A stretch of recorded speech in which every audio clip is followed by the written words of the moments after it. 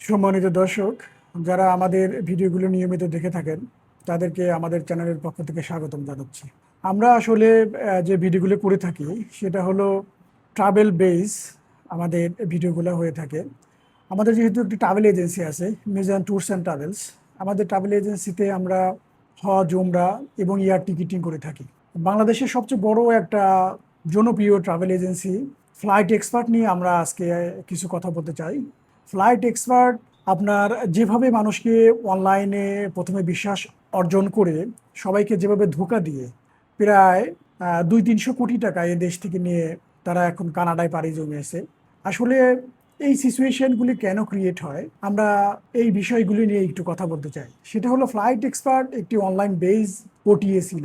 এটা যেটা হয়, আমরা যারা আইটার মালিক আছি, আমাদের যে আয়টা, সেটা আয়টা এজেন্সিগুলো যে কাজ করে, ওটিটা ঠিক ভিন্ন ধরনের। আপনারা যদি একটা আয়টা এজেন্সি যেটা, সেটাকে যদি তাদের একটা টিকিট ফেয়ার মনে করেন, ঢাকা জেদ্দার একটা ফেয়ারের কথা আপনারা জিজ্ঞেস করেন, সেখানে দেখা যাচ্ছে যে এখন 50 থেকে 60 হাজার টাকা বা 70 হাজার টাকা। কিন্তু ফ্লাইট এক্সপার্টে সবসময় বা ওটিএতে যেগুলো আছে, এসব ওটিএতে সবসময় অন্তত 3-4 হাজার টাকা কমে টিকিট পাওয়া যায়। স্বাভাবিকভাবেই যারা এখানে জার্নি করতে যায়, যারা এখানে যেতে চায়, বা যারা টিকিট যাদের প্রয়োজন, তারা কিন্তু ওই 2-3 হাজার টাকা বেশি দিয়ে একটি আয়টা এজেন্সি থেকে নিতে চায় না। তারা 2-3 হাজার টাকা কম দিয়ে যেখানে পায় সেখানেই নিতে চায়। তো আমাদের যে সমস্যাগুলো, আমাদের দেশটায় যে সমস্যা, সেটা হলো যে অনলাইন বেস যারা এই কাজগুলি করে তারা দিন শেষে কিন্তু ধোঁকা দেয়। যেমন ই ভ্যালি, ই অরেঞ্জ, বেশ কিছু আমরা যে সিস্টেম দেখেছি, ঠিক সেই সিস্টেমেই এই টিকিটের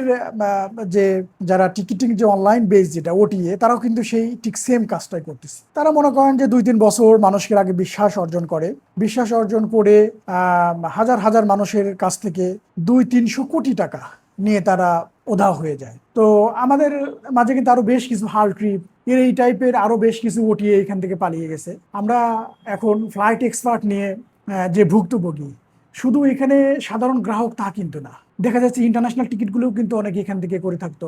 বিশেষ করে যারা প্রবাসী আছে, তারা বাংলাদেশের ছোটখাটো যেসব এজেন্সি, তারাও কিন্তু এদের সাথে তাদের এজেন্ট নিয়ে তারা এখানে কাজ করতো, তাদের কাছ থেকে টিকিট নিত। এই কাজগুলি করতে যায় তারা কিন্তু আজকে একদমই নিঃস্ব হয়ে গেছে। যার কারণে আমরা আমাদের এই ভিডিওটার যে মেসেজটা আমরা আপনাকে দিতে চাচ্ছি, সেটা হলো যে আমরা অনলাইন বেস যেসব ওটিএ আছে, সেসব ওটিএ কে আমাদের থেকে সতর্ক হওয়া উচিত। কারণ এই ওটিএ যে কোনো সময় উধাও হয়ে যেতে পারে। তো আপনি হয়তো কম টাকায় একবার টিকিট কেটে আপনি লাভবান হতে পারেন, কিন্তু এমন হতে পারে যে লাস্ট কেউ না কেউ এখানে ধরা খাবেই। যে প্রথম দিকে কাটছে, মানুষকে এভাবে দিয়ে তারা একটা বিশ্বাস অর্জন করে সাধারণ মানুষের মাঝখানে, দিন শেষে কিন্তু তারা ঠিকই পালায় যায়। যার কারণে আমরা আপনাদের বলতে চাই যে আপনারা আয়টা অ্যাপ্রুভড যেসব এজেন্ট আছে তাদের কাছ থেকে আপনারা টিকিট করুন। সেখানে যদি 500 টাকা বেশিও লাগে, সেটা আপনারা এই এজেন্সিগুলো নর্মালি পালায়া যাবে না। এই এজেন্সিগুলো থেকে আপনারা প্রতারিত হবেন না।